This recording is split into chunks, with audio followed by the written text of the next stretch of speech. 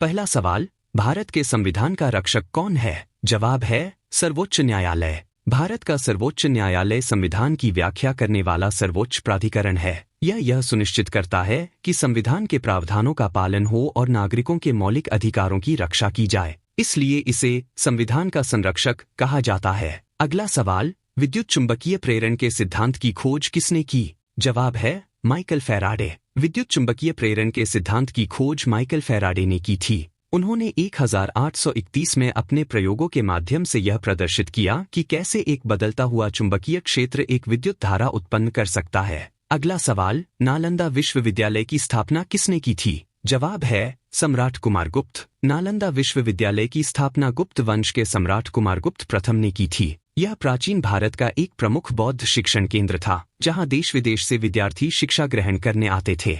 नालंदा विश्वविद्यालय न केवल बौद्ध धर्म बल्कि वेद, व्याकरण, तर्कशास्त्र, आयुर्वेद आदि विषयों के लिए भी प्रसिद्ध था। अगला सवाल, वाशिंग सोडा को और किस नाम से जाना जाता है? जवाब है सोडियम कार्बोनेट। वाशिंग सोडा को सोडियम कार्बोनेट, सोडा ऐश, साल सोडा और सोडा क्रिस्टल के नाम से भी जाना जाता है। यह एक अकार्बनिक यौगिक है। अगला सवाल, बेकिंग सोडा को और किस नाम से जाना जाता है? जवाब है सोडियम बाइकार्बोनेट। बेकिंग सोडा को आमतौर पर सोडियम बाइकार्बोनेट या खाने का सोडा के नाम से भी जाना जाता है। यह एक सफेद क्रिस्टलीय पाउडर होता है जिसका उपयोग बेकिंग, सफाई और अन्य घरेलू कार्यों में किया जाता है। अगला सवाल, पागल कुत्ते के काटने से कौन सा रोग होता है? जवाब है रेबीज। यह एक वायरल रोग है जो संक्रमित जानवर के काटने से होता है। इलाज न हो तो यह जानलेवा हो सकता है। अगला सवाल, परमाणु ऊर्जा उत्पादन के लिए किस धातु का उपयोग होता है? जवाब है यूरेनियम। यूरेनियम एक रेडियोधर्मी धातु है जिसका उपयोग नाभिकीय विखंडन में होता है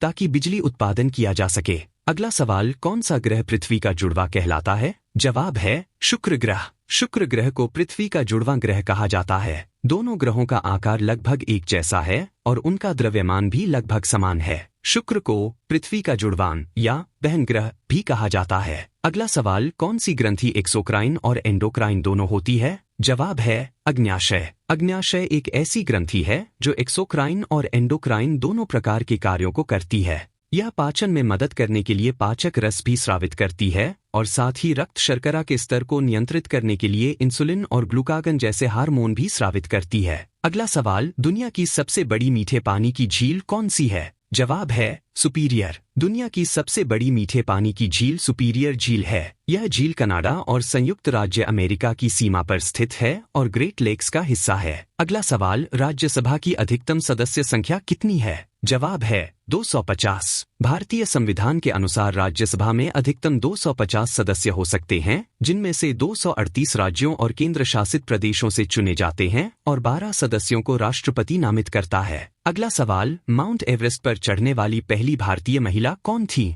जवाब है बछेंद्री पाल। माउंट एवरेस्ट पर चढ़ने वाली पहली भारतीय महिला बछेंद्री पाल थी। उन्होंने 23 मई 1984 को यह उपलब्धि हासिल की थी। अगला सवाल, खिलाफत आंदोलन की शुरुआत किसने की? जवाब है अली बंधु। खिलाफत आंदोलन की शुरुआत अली बंधुओं, मोहम्मद अली और शौकत अली ने की थी। यह आंदोलन 1919 में शुरू हुआ था और इसका उद्देश्य प्रथम विश्व युद्ध के बाद तुर्की में खलीफा के पद को बनाए रखना और मुसलमानों के धार्मिक अधिकारों की रक्षा करना था। 1920 में खिलाफत आंदोलन असहयोग आंदोलन के साथ जुड़ गया, जिसका नेतृत्व महात्मा गांधी कर रहे थे। अगला सवाल, इंसुलिन स्रावित करने वाली ग्रंथि कौन सी है? जवाब है अग्न्याशय। इंसुलिन स्रावित करने वाली ग्रंथि अग्न्याशय है। यह एक अंग है जो पेट के पीछे स्थित होता है और इंसुलिन नामक हार्मोन का उत्पादन करता है। इंसुलिन रक्त शर्करा के स्तर को नियंत्रित करने में महत्वपूर्ण भूमिका निभाता है। अगला सवाल, इंडिया ऑफ माई ड्रीम्स पुस्तक किसने लिखी है? जवाब है महात्मा गांधी। यह पुस्तक महात्मा गांधी के विचारों और उनके सपनों के भारत की झलक दिखाती है, जिसमें स्वराज, सच्चाई, अहिंसा और ग्राम स्वराज जैसे सिद्धांत शामिल हैं। अगला सवाल, आनुवंशिकी के सिद्धांत